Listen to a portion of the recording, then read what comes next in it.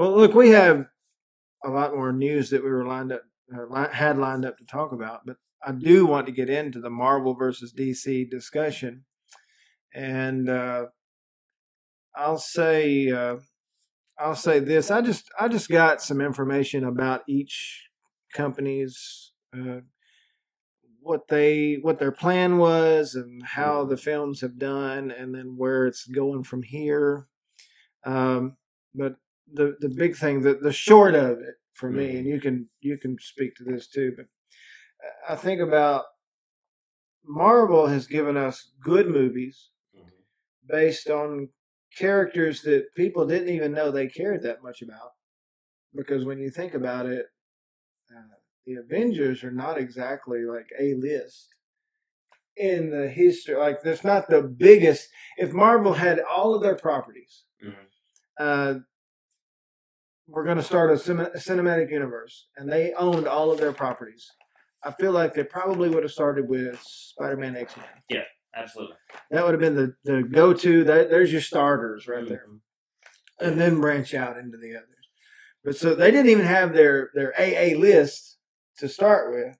Now, all of these characters have been great. Now, there's more people nowadays that know more about them or have gone back and read the comics since the cinematic universe has started.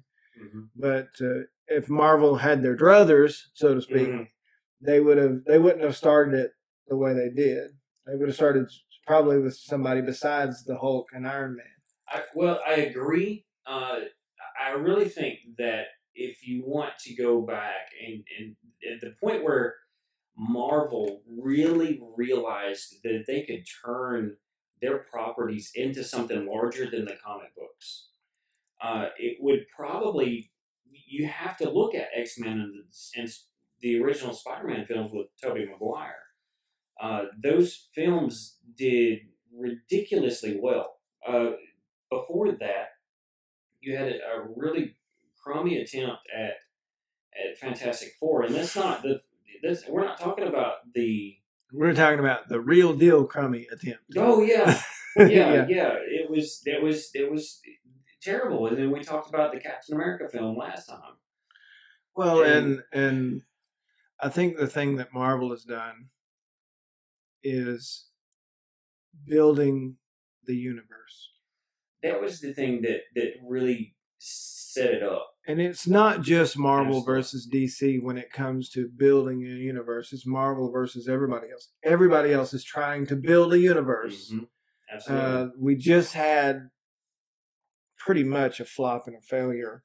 Universal was going to try to do with the monsters. Oh yeah, and it just the problem was that in the Mummy, this latest Mummy, they were already trying to set up the universe in one movie. Now, DC had that problem too of playing catch up. Marvel has been in the perfect spot where they started this before anybody else was even thinking about it. And they're to the point now where it's so fleshed out. Everything is so involved and so connected that everybody else is playing catch up. And when DC decided, hey, let's do this. Let's take a look. Oh, wow. They just DC just. I put it like this: Marvel started with a couple of movies. You have Tony Stark show up in the end credit scene in the Hulk. You have a little tie-in here, a little tie-in there. It kind of starts to look like a little something, and then we get a little information about, okay, this is what we're building towards in Phase 1. All of these movies are in the same universe, in the same story, and we're all building to the first Avengers film where they're all going to be in the same movie, and it's going to be the biggest thing ever. And it was. And it was. But Marvel started putting the little building blocks here and there and building that thing up. And that's the one thing that it bothers me about the way DC did it, was that they're like, well, here's Man of Steel, which honestly, DC was going to start this with the Green Lantern film, and that didn't turn out to be anything. So they're like, no, we're just going to redo it. That's another so DC hands the reins over to Zack Snyder. Man of Steel, which I enjoyed. I thought it was good. I thought it was a good Superman movie.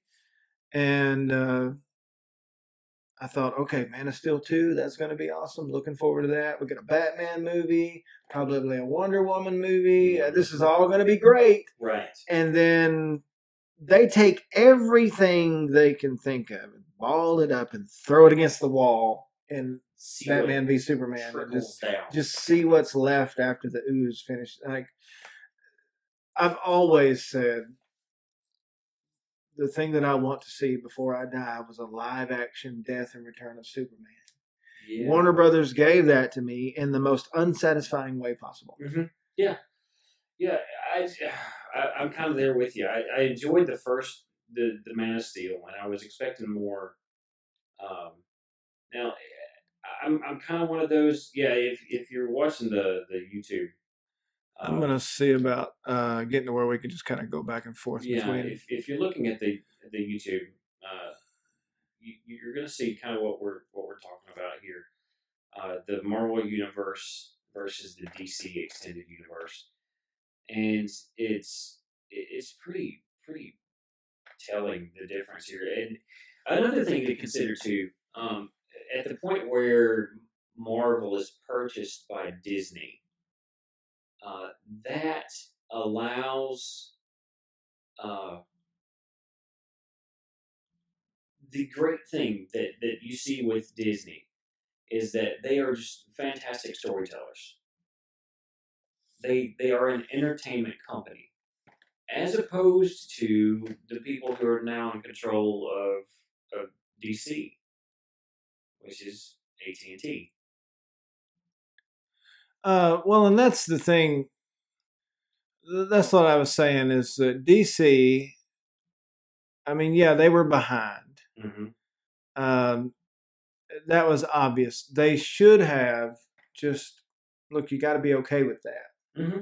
You have to be okay with the fact that your universe is not as fleshed out yet. You're just getting started. They tried to play catch up, and they made bad decision after bad decision. And then even when we get to the point of, okay, we're at Justice League. Right. We don't know what it was. We don't know what it's turning into. We don't know how we want to make it and what, who we want to make it. And I understand we had, tragedy strike and Snyder had to step down and Joss Whedon came in and changed a lot of things from what we hear and tried to basically reacting to the fans that had bad things to say about Snyder's versions of things. There's so many levels to this conversation. Looking, if you like, I keep going back to the YouTube, and I know we're trying to make this more of a podcast friendly environment. But if you look at this map here, and it goes from all the way back from 2008, we're introduced to Robert Downey Jr. as Tony Stark.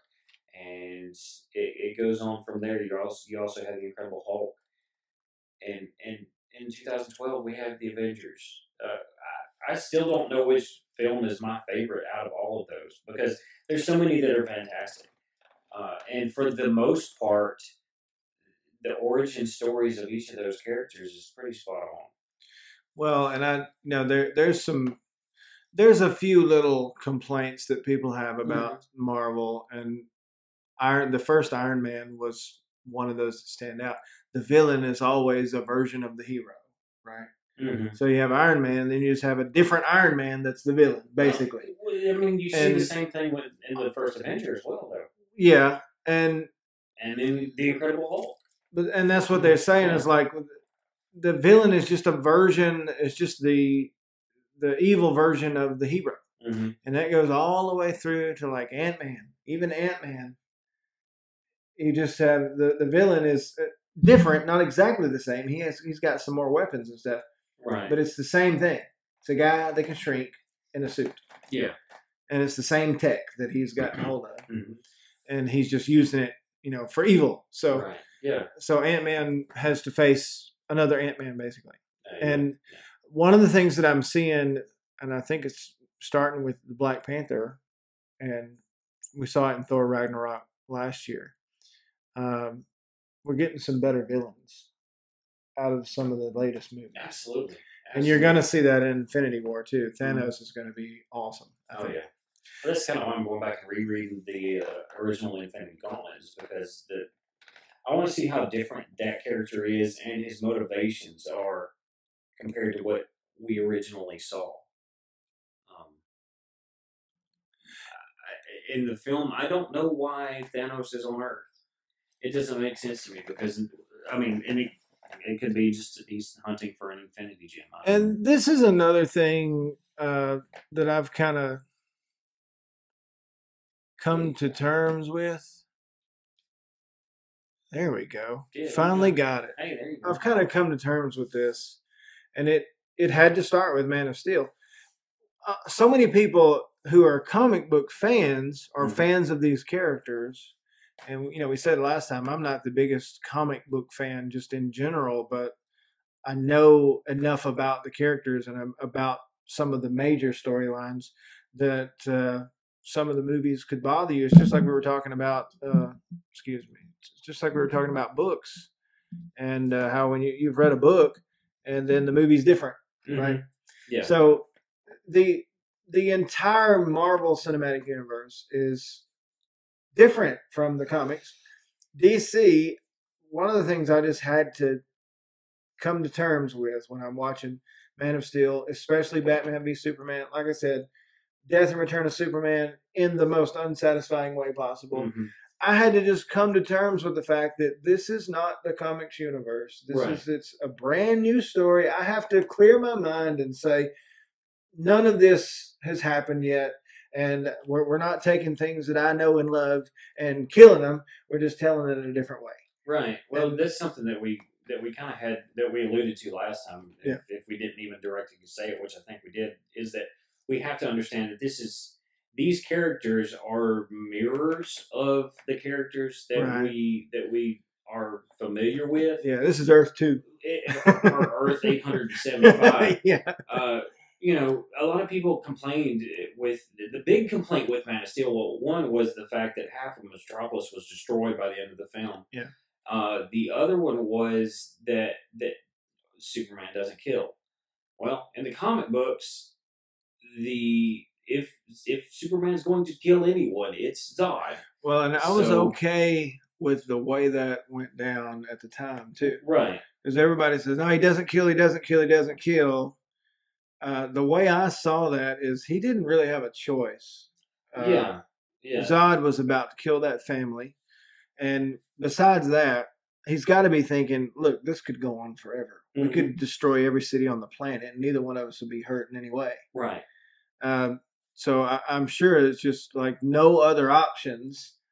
It's come to this. We've got to do it. Yeah. And you could see right after that, as soon as Zod falls to the floor, you could see he's agonizing over it already. That is to me, that's a testament to the one thing. If DC has gotten nothing else right, the one thing that they have done pretty well so far, for the most part, there are exceptions, is the cast. I love Henry Cavill as Superman. I really like Ben Affleck as Batman. I'm good with it. A lot of people were complaining, but I think it's okay. And even if it winds up being Jake Gyllenhaal, if Affleck steps away and Jake Gyllenhaal steps in, right? I've gotten to the point now where I'm not going to say anything about any casting until I see it. Because everybody was upset about Ben Affleck. How could he possibly be what we need him to be? And then it turns out he's one of the best ones ever on screen. That's the way that everybody was with Heath Ledger, and he was superb. Yeah.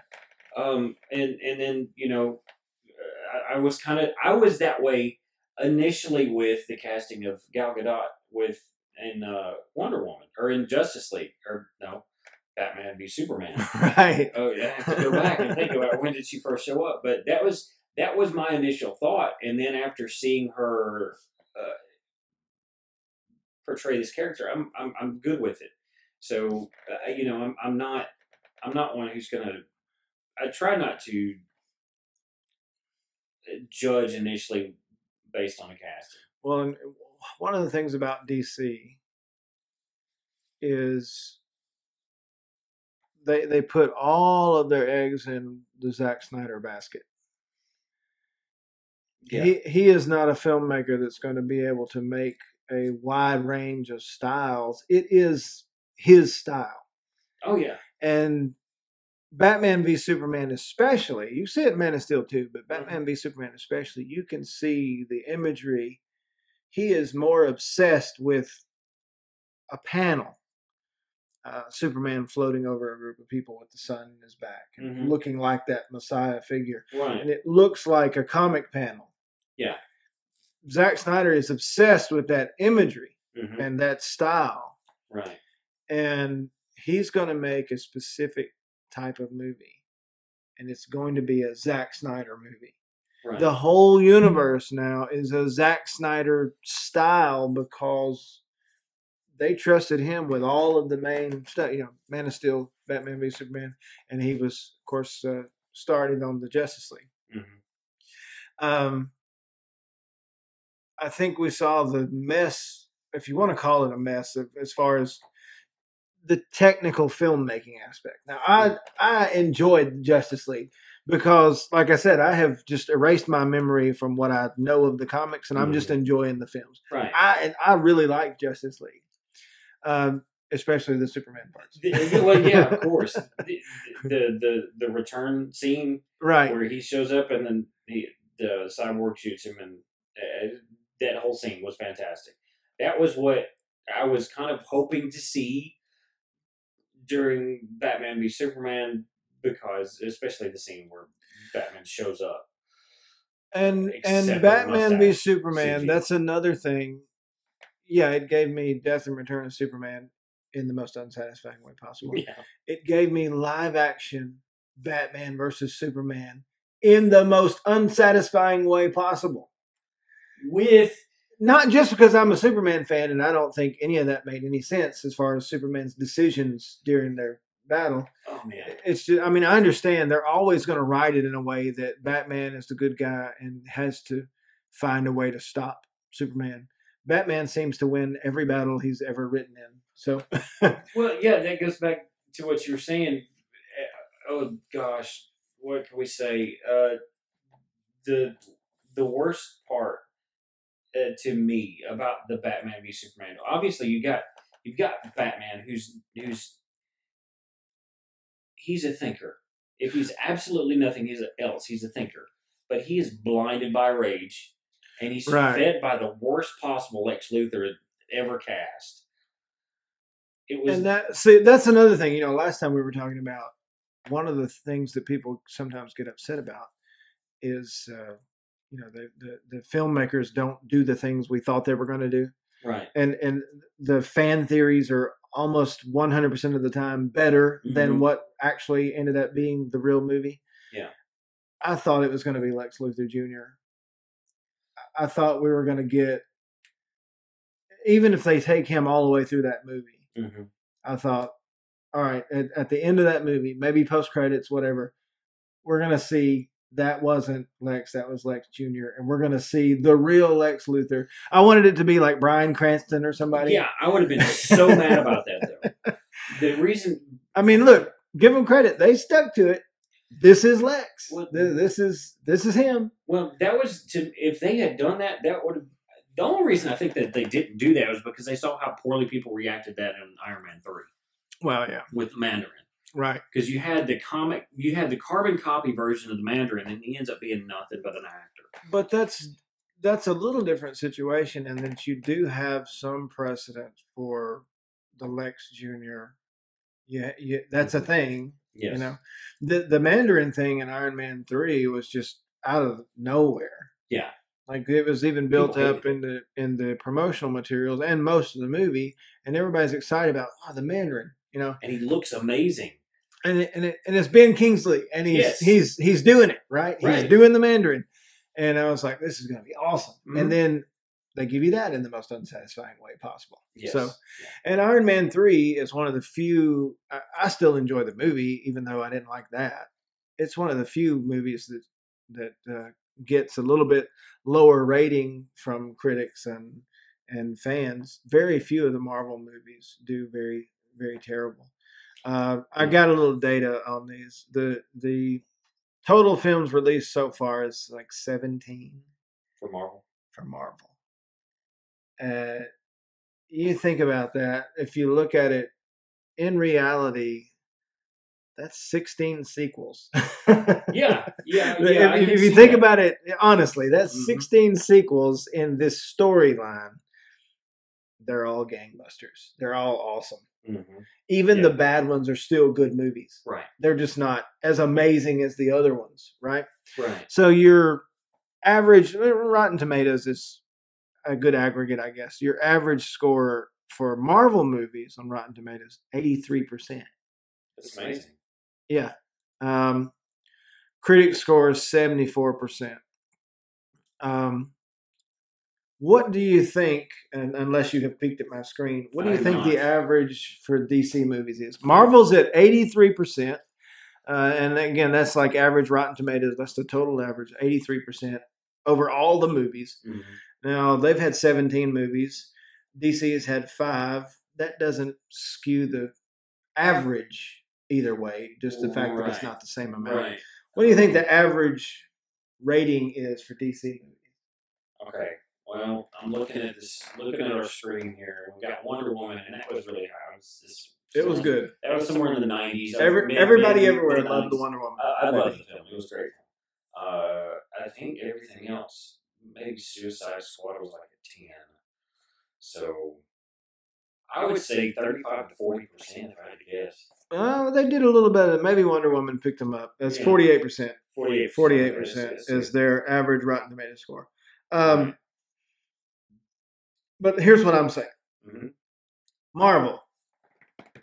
Now, look, they've got a lot more going on. That's obvious. Right. I feel like they've got a nice setup where they have one person that's overseeing the entire universe.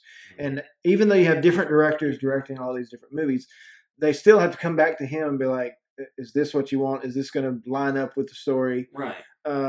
Here's my movie. And if he says something that's like, no, we can't put that in. It's not time for that yet or whatever. Yes. Then he can make the call on that. And so even something like Thor Ragnarok, which is way out there, and Taika Waititi is awesome. And he made a movie that's unlike any of the other Marvel movies. But even then, he still has to come back and say, now, are we doing anything story-wise that's not going to fit or that doesn't make sense or that's out of character? Right. And the people in charge, is it Kevin Feige? Is he the one? He can say, you might need to change this, or we don't need this scene, or this is completely out of character, or this conflicts with this story over here. He can keep it all sorted and keep it headed in the right direction. And that's also including all of their television. You have the Agents of S.H.I.E.L.D. You've got Daredevil, all the Netflix, Jessica Jones, Luke Cage, the Defenders. And that can be the Netflix and TV shows alone could be a whole other episode too. Yeah, but that's part of the whereas DC they've got the WB thing going on. It's all connected, but it has nothing to do with any of the films. Well, that's the thing that I think I like so much about the Marvel Cinematic Universe is that everything, if you buy into it. Right. If you buy into it, and a lot of folks were bought in as soon as they saw Iron Man, as soon as they saw Tony Stark say, "I am Iron Man." Yeah. Everybody's bought in. And then when you saw Samuel L. Jackson, you're bought in. And then you see Agent Coulson, and you're bought in. You see him in Iron Man throughout the film. Okay, and then you see, okay, well, he's going to be in the Agents of S.H.I.E.L.D. television show. Fantastic! Right. That's awesome. I'm watching it. And then, well, and there was some discussion. It doesn't look like we're going to see it, but at one time they were saying, well, are we going to see the Defenders in Infinity War? Are we going to see any of the, we're going to see Daredevil, Luke Cage, Iron Fist, Jessica Jones. Are they going to be a part of that? I would like to see that. I don't think it's going to happen. I don't think it's going to happen, but there was a little window of time there where people were saying that when Infinity War hits, everything is going to be included. At first, that was something that they were saying, was that all of those things were going to be tied together. But even if they're not in that movie, we understand it's like you said, all of the TV shows and all of the movies are one universe. They're all connected. They're all in the same storyline. And that's the thing about DC. I like what they're trying to do. And I feel like the WB, well, not CW. Yeah. I feel like the CW for like 15 years. Yeah. I started in Smallville and it was the WB. And that's why I still call it the WB. Right. But yeah, CW, they're almost doing a better job at building a universe than Warner Brothers is with their films. I agree. And part of that,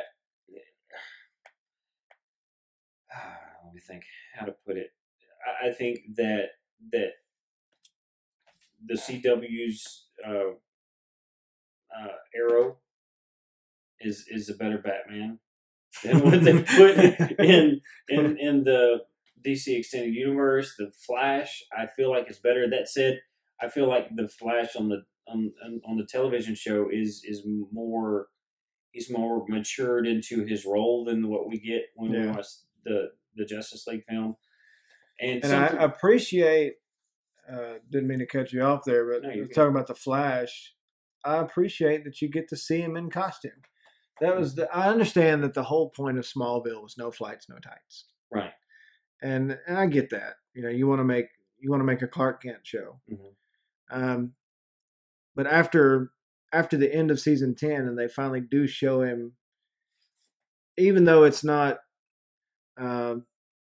immaculate physical shape Tom Welling, it's CG. Right. Well, yeah, you still got to see like 5 seconds of Superman.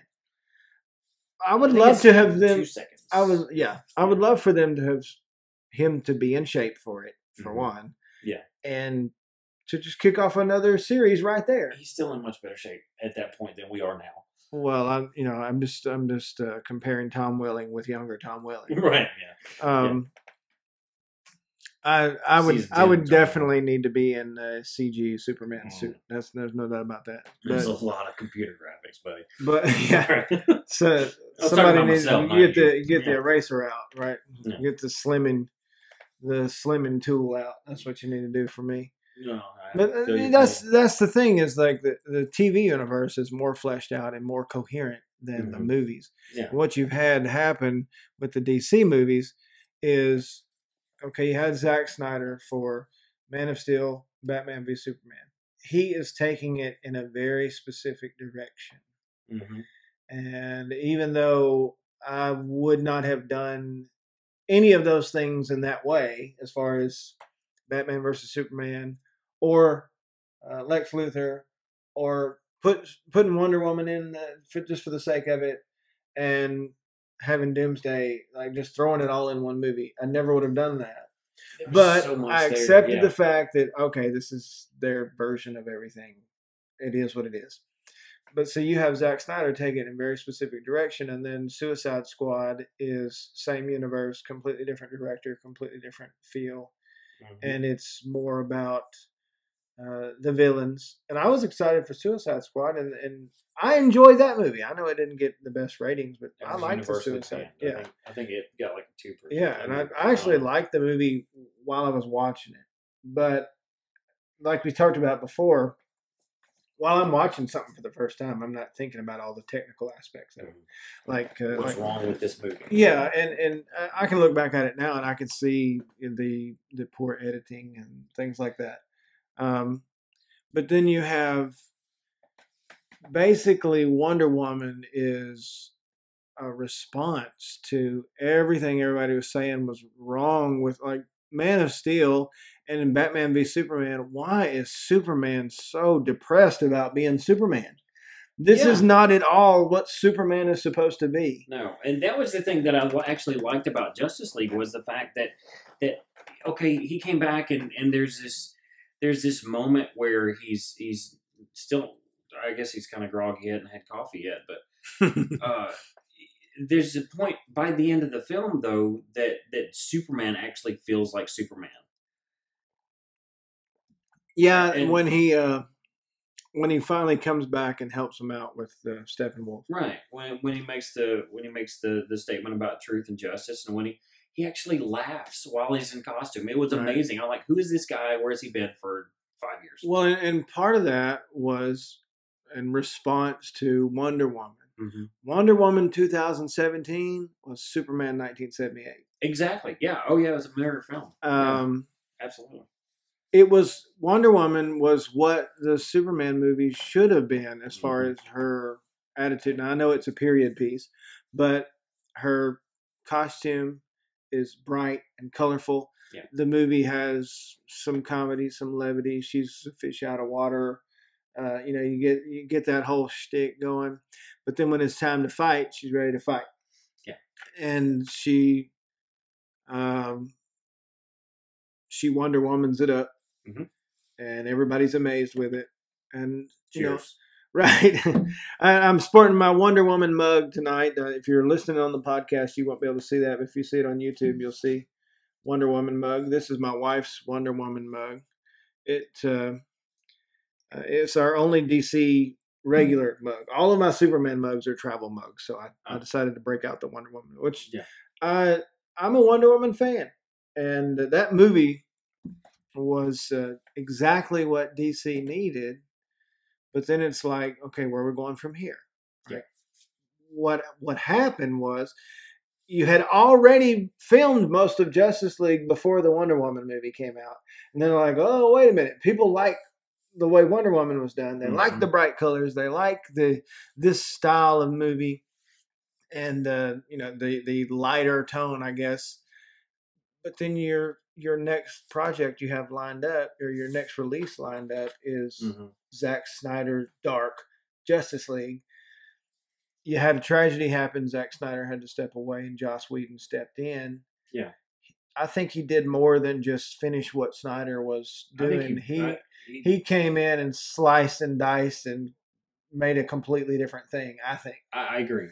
I think part of that is evident in the Warner Brothers butchering of Henry Cavill's lip. But that's there were several things that, and I think that closer to the point where the film comes out on Blu-ray, we'll see a lot more of those things. And one of those things that we just saw, they alluded something that came out. I think it was either today or yesterday. And today, as it stands right now, is the 9th. When you guys see this, it'll be the 10th. If you hear it, it'll be much later. But yeah. The thing is that they just released the hinting of the black suit. Yeah. Superman's black suit, and then at the end of that little clip, they have him turning into something that's glowing, and I think the idea there is that it's supposed to be the brighter suit that he actually wore in the Justice League film. Well, and I read a little bit about that, and it said that Cavill had actually filmed a lot of scenes in the black suit. You'll remember that he posted a little teaser picture of the black suit, and everybody's like, "Oh, what's this?" Yeah, and then you don't see it in the movie. Nothing. That part was just cut out and redone. There's so many people. I don't know if this will ever happen, but there's so many people that are now saying, "Look, let's put together and let us see Zack Snyder's original vision for Justice League." I don't know how they would do it. There's probably no way that's feasible to do it. But I feel like, I don't know if you remember Superman 2. Yeah, Donner Cut. They come out forever later with the Donner Cut. After the original film was released. And there's some parts in there that you can tell it was unedited or some B-roll stuff that he kind of went back and put in. But the way Superman 2 was done, where they switched up things, Donner was out, and Superman 1 and 2 were filmed together, and then halfway through the production of the sequel, he's out. They changed some things, and then years later, he's able to go back and put his vision together as closely as he possibly can. Yeah. One of these days, I would love to see the Snyder cut of Justice League. I would like to see it. I'm afraid of what it would have been, because of what we had. It most certainly would have been darker. It would have, like I said, it would have been Snyder's style. Oh yeah. And remember, they filmed most of that before Wonder Woman even came out. Mm-hmm. And so I'm sure that, even in the Justice League that we got, you can tell that they just went back and lightened up all the colors. Yeah, you can. Yeah, absolutely. Batman's suit, especially, you can tell that suit is designed to be in the shadows because it looks like it's out of place in the new filters they've put on it for the final release. Part of that may have been that there's a fair chance that he was beginning to look more like us. He was beginning to look a little bit more like pre-Batman v Superman. Right. Okay, that's yeah. That. But I noticed that when we were watching the movie. I thought, well, he looks like me in a Batman suit, and you could tell that. Yeah. And that's one of the things people keep saying is why they think he's probably gonna step away and let somebody else do it. Is he just seems so uninterested in all the goings on there. Yeah, absolutely. Let's think about where we're going from here, though.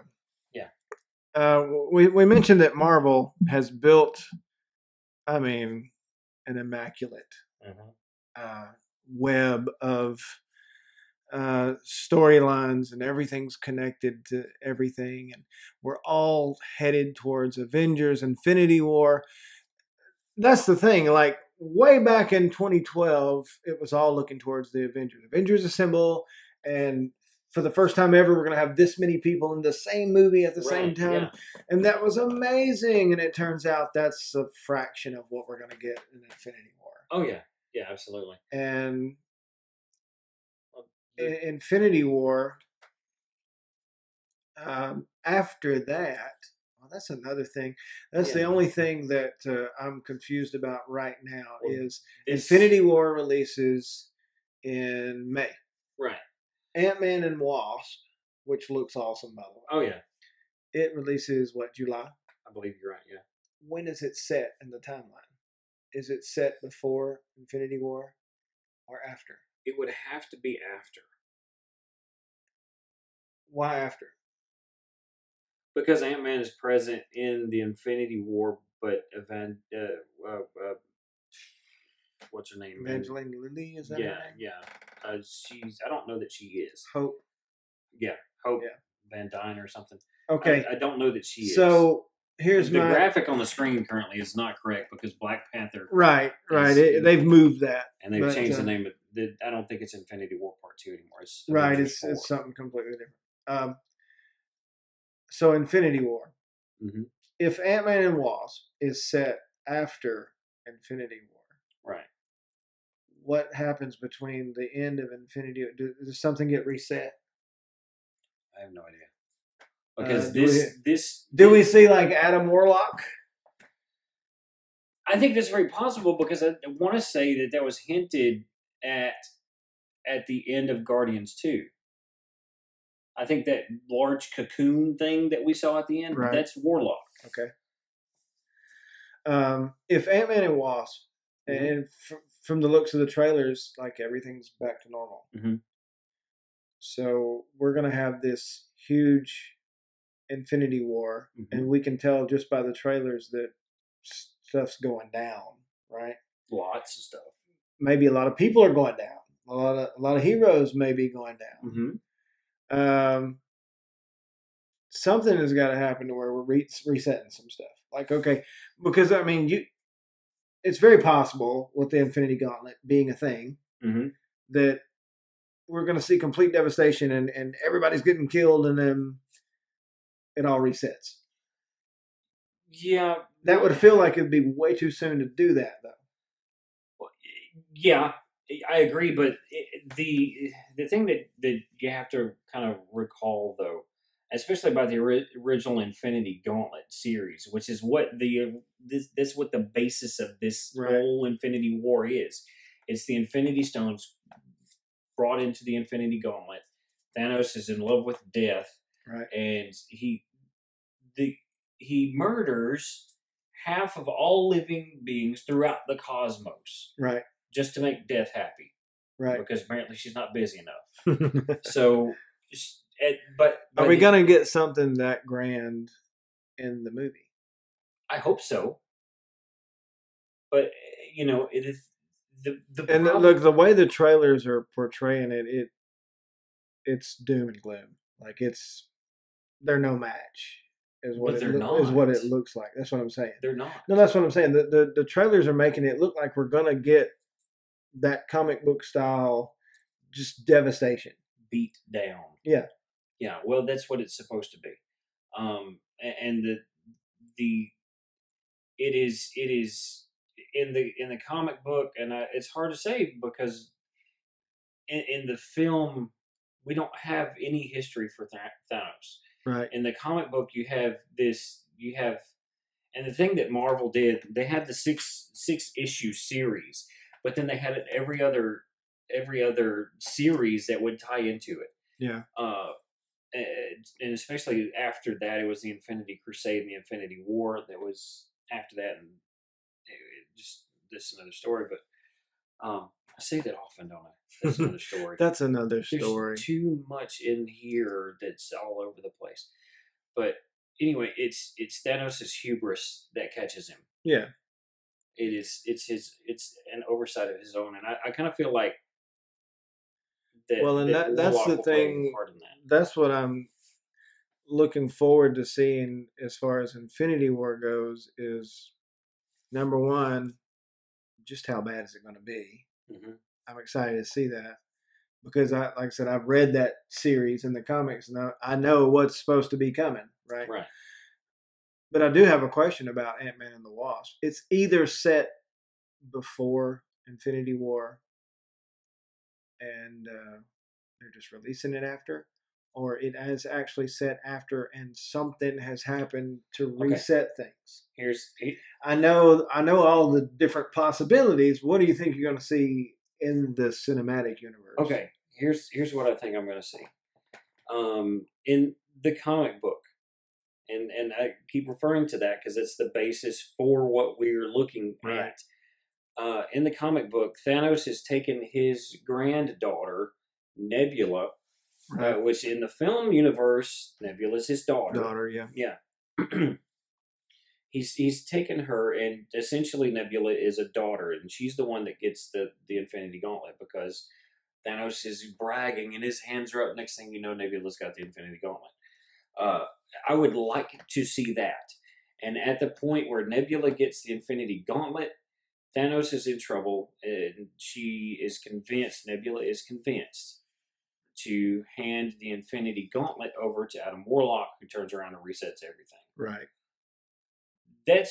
I kind of feel like we might be building up to that. I don't know that. That's why I asked, do you think we're going to see Adam Warlock? I think so.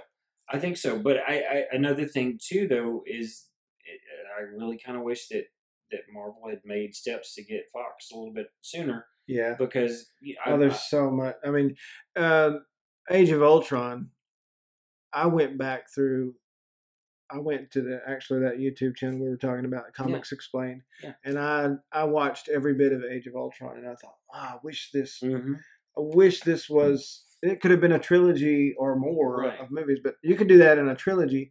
And if you had all of the Fox properties back into the fold, you could have done it like it needed to be done. It could have been so much. And a lot of this, they're having to work around that. You could tell that like from the beginning, they're working around the different properties they don't own for the films. And I'm excited that they're getting the Fox properties back. I just wish it would have been sooner, like you said. Yeah. I am looking forward to, after Infinity War, you got a couple other movies that are planned to come out. You got Captain Marvel, the Black Panthers before Infinity War. Right. And then Ant-Man and Wasp. I am looking forward to an actual, really good Fantastic Four. Oh boy. I would love to see. I'd love to see what they're going to do with it. I That's- trust them more than the people that have been working on it. Okay, I've read a couple different things about that. I've read that some of the red tape, because of some of the red tape, Marvel's going to have trouble getting the Fantastic Four. So it's not.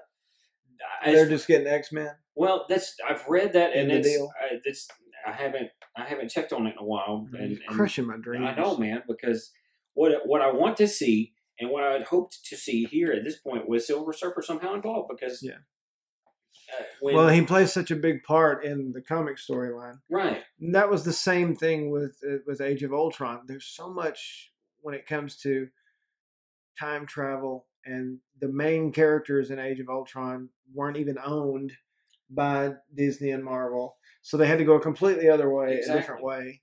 And if you even want to go there, you could talk about Tony Stark did not invent Ultron. Right. But he did in the movies, in the cinematic universe. Yeah. Um, So Marvel, all Marvel has to do from here on out is don't mess it up. They got a good thing going. Yeah, it's amazing to think that they have all of these moving parts and it hasn't fallen off the rails yet. That's kind of the thing that I think that but that goes back to Kevin Feige. Yes, and you know, look at Black Panther, and as it stands right now, we're looking at just a few minutes ago, the Rotten Tomatoes for it's 98%, and the film's going to be out in a week, and that's. And by the time that this actually makes it to the podcast, it'll probably be, I don't know, a couple of years. That's another character, and there's so many in the Marvel Cinematic Universe. Right. These characters they're smaller characters. They're not the first thing, you think Marvel, you're like, oh, Spider-Man. Right. X-Men, like I said. Mm-hmm. Black Panther is way down the line. Absolutely. He's going to have one of the best movies in the whole franchise. I agree. Well, that was the thing too that goes back to what you were saying about the Marvel characters. They took a lot of the characters and they made them famous names. We talked about, I talked about the old Captain America movie that was absolute garbage, and then you have this new character, and you start to realize, okay, this is why Captain America is Captain America, right? And you talk about Batman being written to win every battle. If I'm going to be perfectly honest about it, the reason that I think that Captain America wins in a fight between Batman and Captain America is because if Captain America deems you a threat, he will kill you. Because he's a soldier, and that's what he's trying to do. So that's the difference in the way that these movies have been written. Mm-hmm. You have, like I said, you basically have one person pulling all the strings at DC, and he's either has a misunderstanding of the characters or he's intentionally trying to do different things with them, make them darker characters, and that's more kind of what I think is going on with Snyder. But he's writing these characters that are really, they're out of character, right? These are not their normal characteristics, and people, you have the A-list of the A-list: Superman, Batman, Wonder Woman, and you can't make money off of that. You can't make a good movie out of that. What I don't want people to misunderstand, and I want to make sure that this is clear. When we talk about, we say that there's one person that's taking care of Marvel, and we say that there's one person taking care of DC's movies. The difference is you got Kevin Feige, who is he's not a filmmaker.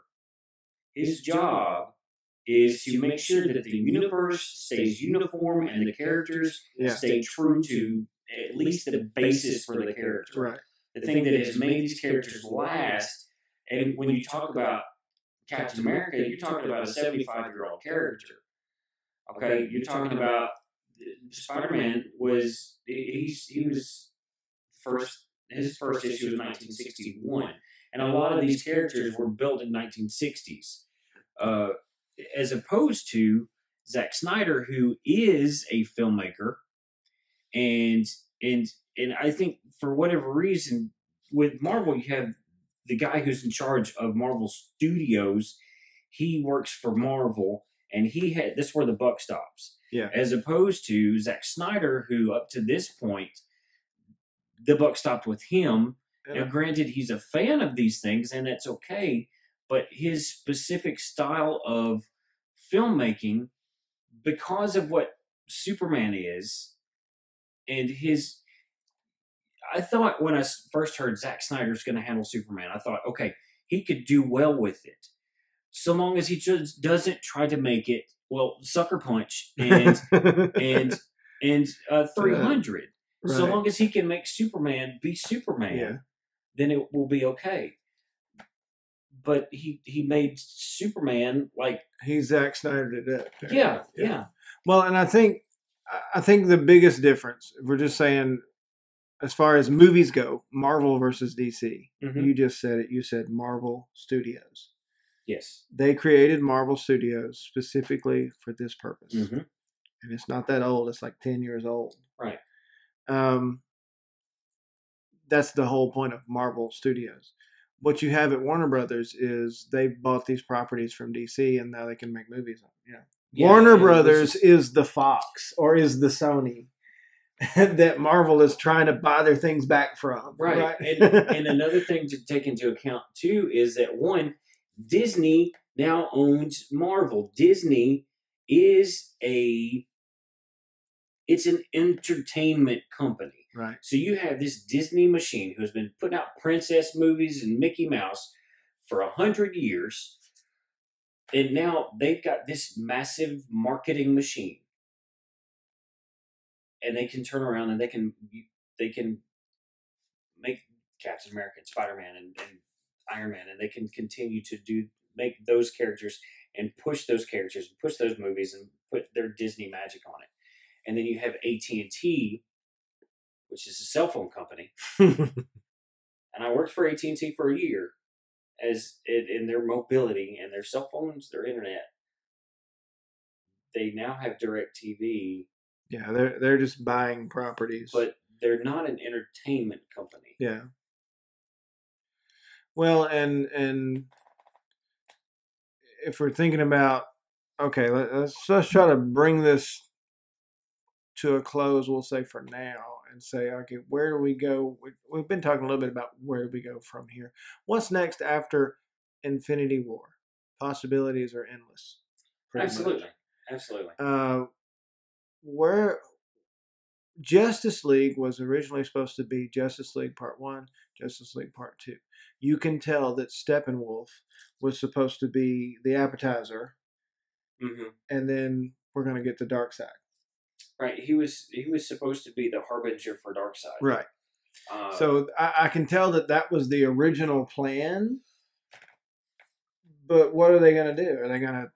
Are we going to get Darkseid, or are they going to blow it all up? They've already been talking about, we're not going to do the extended universe now. We're just going to make random movies. They've already thrown that out there. Yeah. And that's the difference. That's another difference between Marvel and DC is that Marvel, everything is so super connected. And they have said that everything is going to be connected. And it's, except for the things that up to this point have belonged to Fox or Sony. Okay, but now they're trying to bring those things in and do what? Connect them. Yeah. As opposed to DC, who every time that they make a movie, you have no idea if it's actually connected to the universe. You've got Suicide Squad with Jared Leto as the Joker, and another bit of news that we didn't really talk about was that Joaquin Phoenix is right now in talks to play the Joker in a Joker movie, which may or may not be part of their extended universe. Well, and I've also heard Joker solo movie, and then a separate Joker for Joker and Harley Quinn movie, which will be another Joker, which is not connected at all. Or some of them are saying, okay, well, this particular Joker is going to be part of the DCEU, but this Joker movie over here, this is just something else. It's not connected. Where is the Excedrin? I think Warner Brothers just has no clue what they want to do. Their movies are not making money. and They're- they're responding. They're taking the wrong thing away from it. Everything they learn is the wrong thing, right? Yeah. So you could tell that Justice League was completely hacked up and put in a blender and spit back out to be more palatable. And it was entertaining. And like I said, I enjoyed Justice League, but the original plan was Justice League Part 1, Justice League Part 2. I know what they were doing. You could tell that Steppenwolf was supposed to bring about Darkseid, and that was going to lead into the real fight in the second movie. I really think. But what are they going to do now? Where's that going? I really think that the reason that DC feels like they have to rush things is because they feel like that there will be, and there may be, but they feel they're trying to beat this superhero movie bubble burst, which is very possibly an inevitability. But as it stands right now, the way that Marvel keeps moving, especially when you see Black Panther with 98%, I don't expect that film to bomb. But that's what I said earlier. Yeah. DC, WB, they would have been much better off to just build a universe. Look at this. Look at the order, and this has probably changed so much since this particular photo was printed. But look at this plan here, and if you're listening on the podcast, we're gonna say it anyway. You don't have to see the picture, but the order of things is Man of Steel, Batman v Superman, Dawn of Justice, which they threw everything into. Yeah. Then Suicide Squad, which is really disconnected completely. I mean, same universe. They mentioned Superman for half a second, and then put together some kind of Suicide Squad. But and okay, good idea, but it has nothing to do with anything. We're not building anything. That's just kind of this side story. And I do feel that that film kind of helped to launch Harley Quinn into the stratosphere as far as her character popularity goes, though. But then the next movie in the list is Wonder Woman. Wonder Woman set in World War One. You should have done that before even Batman v Superman. You should have had a Man of Steel sequel before Batman v Superman. You should have had Man of Steel 2. You should have had at least one Batman movie and Wonder Woman. And then if you want to put Batman v Superman together and have just those three in it, fine. But what you should have done is go ahead and make all the individual movies. Take your time. Don't play catch up. You could have made a good Flash movie. You could have made a good Green Lantern movie. You could have done, and Hulk in the Marvel Cinematic Universe is probably never going to get his own movie anymore.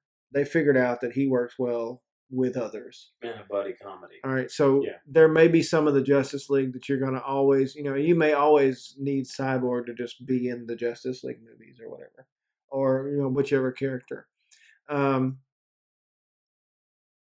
This is what I want for the DC extended universe. I want Flash movie. I want for that Flash movie to be Flashpoint. Will be. I want for them to start fresh with that. That's what they've already kind of announced that, saying that the Flash film will be called Flashpoint. What they do with that after is anybody's guess. I'm going to go ahead and make a prediction right now. And the plan is that we'll still be doing a podcast whenever that happens. So I'm fully committed to making that happen. Right. But I'm going to make a prediction right here in episode 2 of the OmniGeekCast. Flashpoint will be done in the most unsatisfying way possible. Yeah. Well, why not? Because it seems like it seems to be a theme. Yeah. So, I mean, if I had to make a prediction, if I had to put some money on it, I would say most unsatisfying way possible. Flashpoint, something we all want. The fans will give their theories about what should happen, what could happen, and everybody will be like, yes, that's amazing. We can really do this. We can fix everything. What an amazing thing to have built into your character's story and mythos, this ability to reset. Yeah.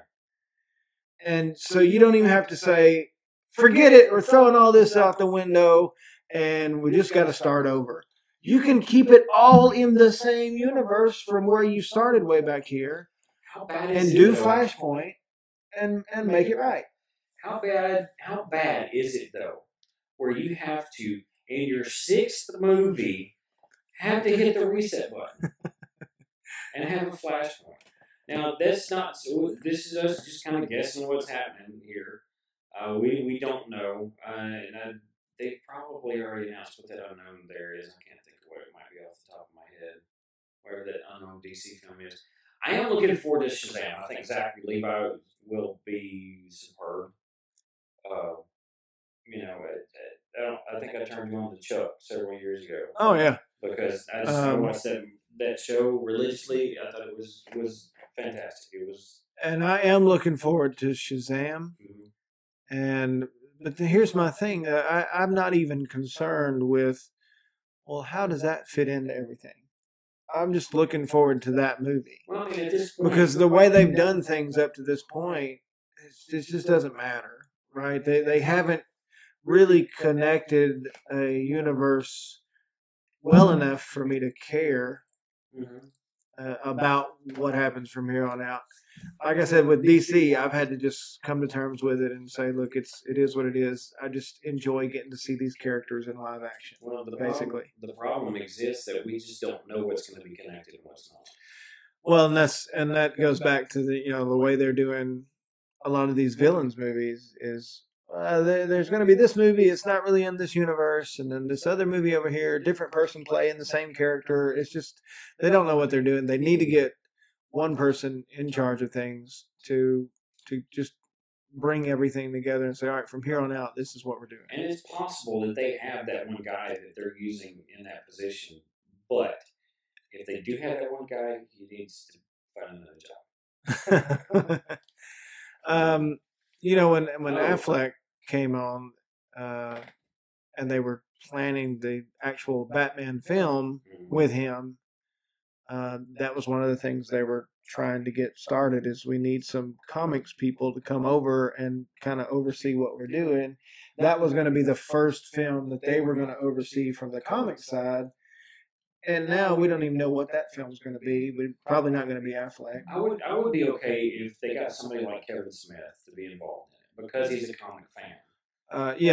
He would be able to look at things from that point of view and say, well, look, this character would or would not do that. Or now, the one thing that I've heard that DC is trying to do with their extended universe, as opposed to what Marvel did. When you had Marvel's, they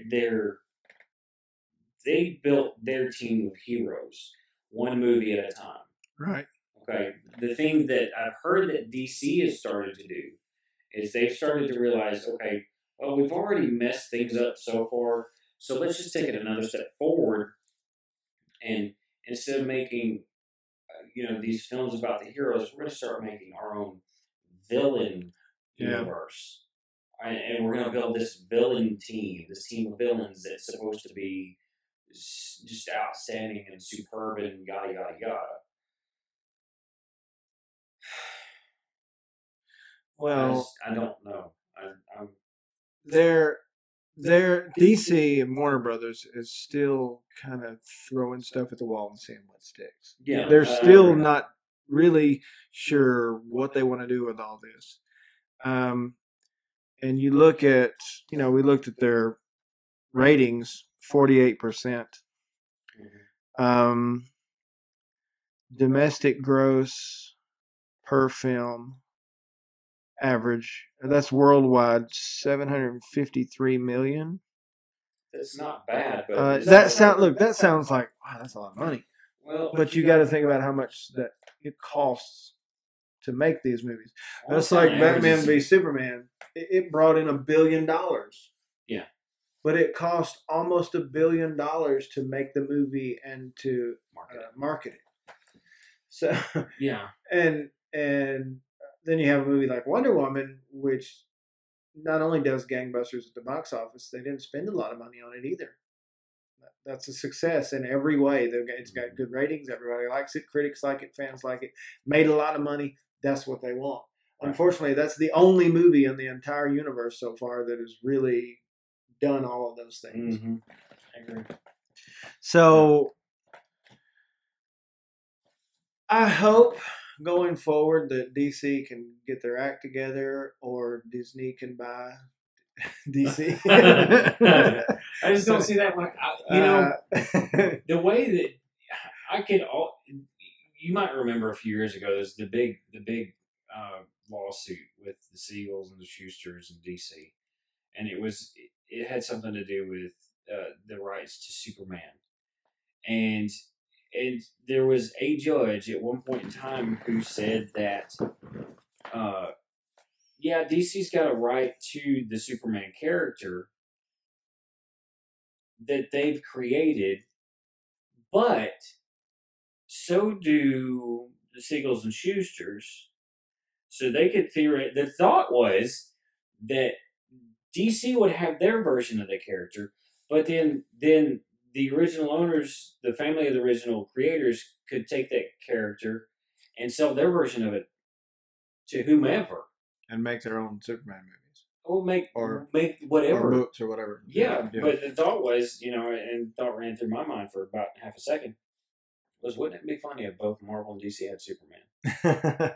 If they sold Superman to Marvel? Yeah, which would be the thing that they would want to do, because... Honestly, what I want is for Disney to buy all of the DC properties and to have one huge battle with all of the Avengers and all of the Justice League and everything just like colliding into one. And you think about a better match for Thanos would be the Justice League.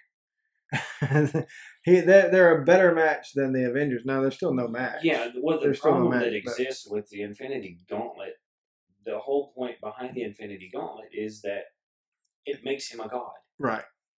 So, well, that's why I say at least there's some, and we've said this before, if you take the Avengers and put them side by side with the Justice League, the power levels are nowhere near each other. The Justice League is far more powerful than, especially if I just had a thought. Where is Martian Manhunter in all this? I want a Martian Manhunter. Yeah, that's a good thought. I wanted to see Martian Manhunter. Is he just so hard to? I think he's in Supergirl. Yeah, but there you go talking about the WB universe again. Right. Well, or the CW. See, look, you did it too. But that was the thing is, okay, you got to get a good cast of characters here, but that's not all the Justice League. Martian Manhunter is I know he's probably less known, but he's one of the more powerful members of the Justice League. Right. Well, too, you've got an infinite cast on both sides there. You start with Superman versus Thor, I guess is where you would start. Wait, just stop right there before we get into that. Right. Let's save that. I know what. Okay. Let's save that because we're gonna need material for other episodes too. So that one episode, not so far down the line, probably we'll just line them up. We'll do, and one of the things that we could try to do is to let people suggest battles, and then we could let that play out. Using our imagination. That'll be a fun thing to do. But one of the things we could do to start off with is maybe Avengers versus Justice League. Just go down the line, because you're gonna have to make decisions about, well, who do I take? Who do you take?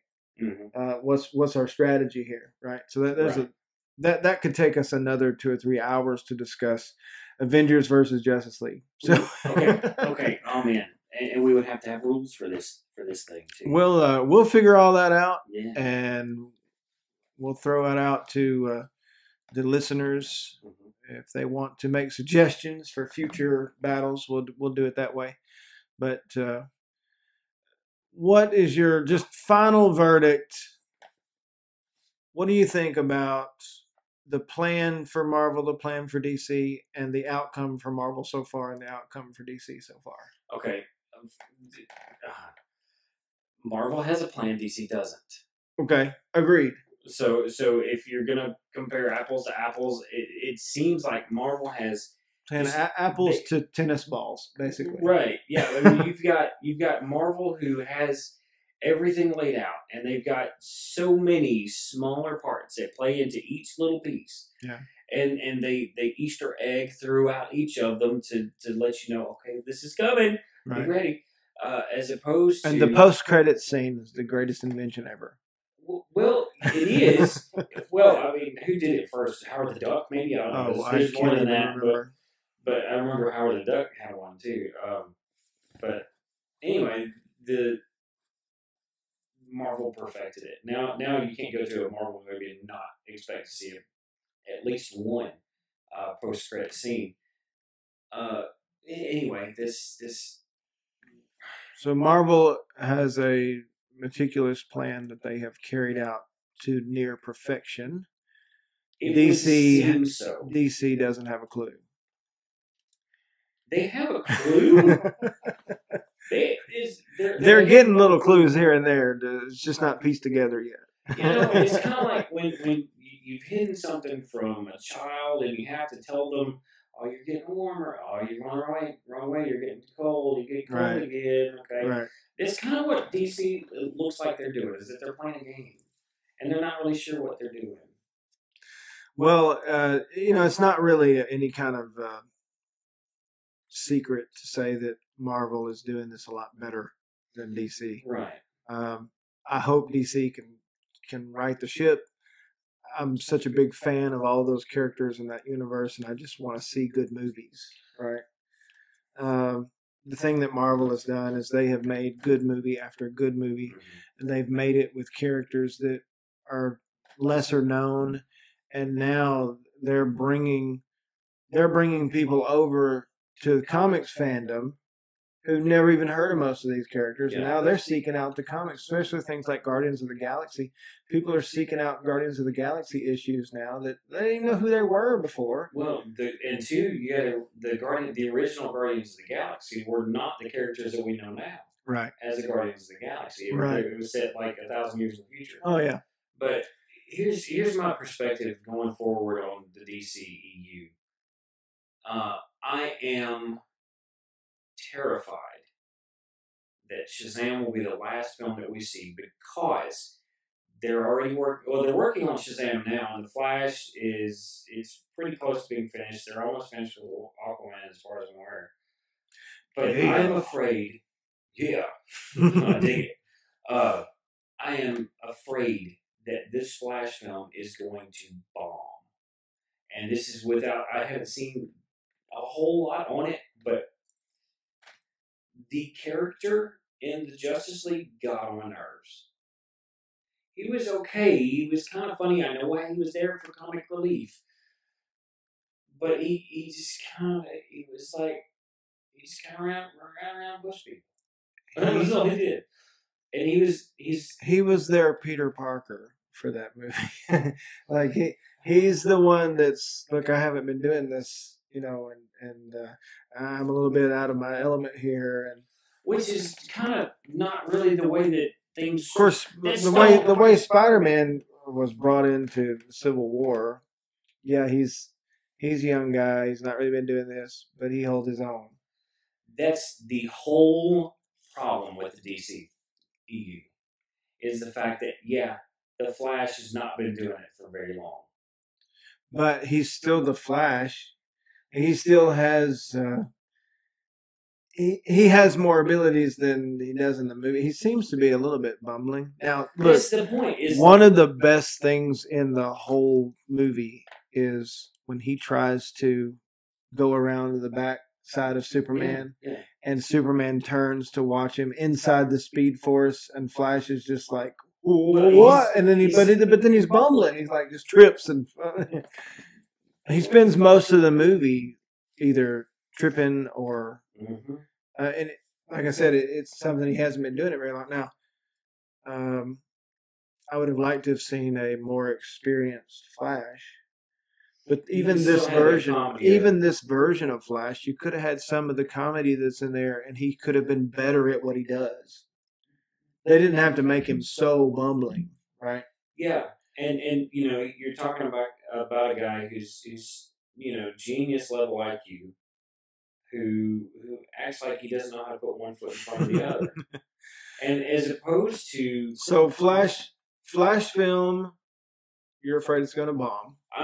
This one I'm afraid of is that it's not going to be very good at all. Aquaman, I feel like he seemed like he was.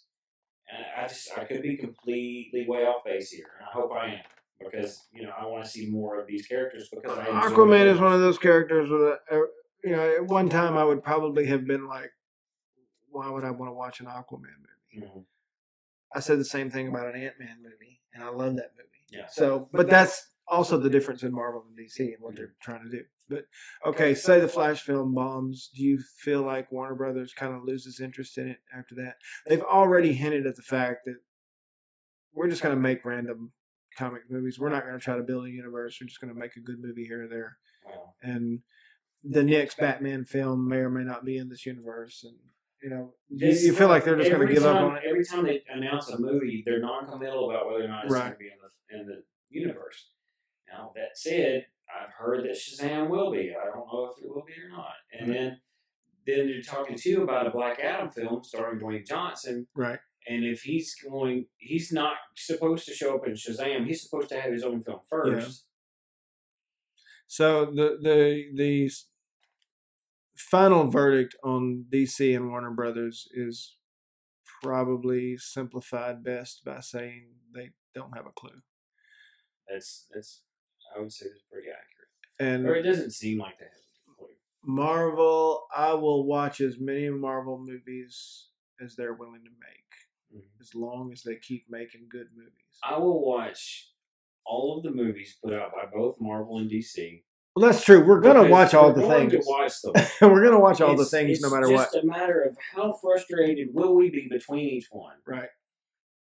Well, listen, we could talk for a week solid about this. We could do a month of episodes on just this topic. Let's kind of stick a pin in it for now. Yeah. There'll be more to talk about as the year progresses and as the next few years go on and we have a more fleshed out Marvel universe, and we see what DC is going to wind up doing with theirs. So we'll put a pin in that discussion for now.